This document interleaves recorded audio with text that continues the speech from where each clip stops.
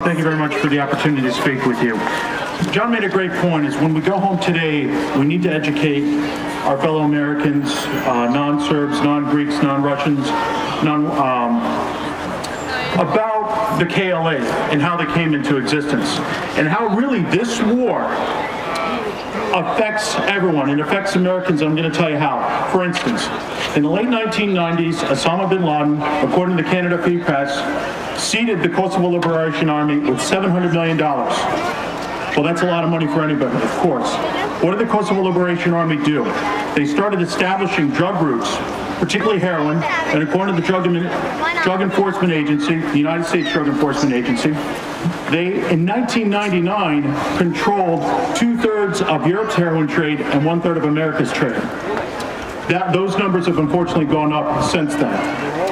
The KLA used the chaos in the bombings afterwards to spread it and deepen their control.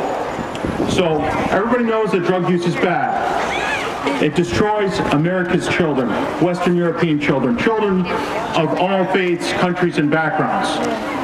Well, what does this mean not only to the kids?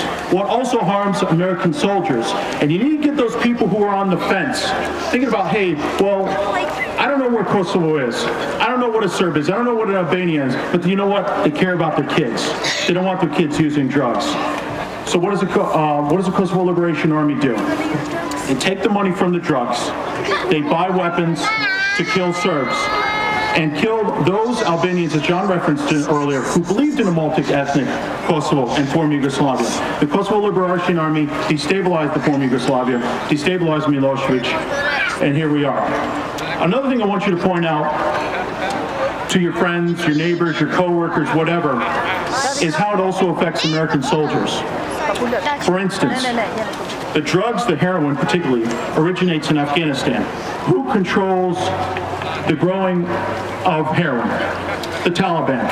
Who are their allies? Al-Qaeda. The drugs come from Afghanistan through to Kosovo, distributed by the Kosovo Liberation Army, and then transported on to Western Europe and America. The profits from those drugs flow back through the KLA, they get their cut, then go back to Afghanistan.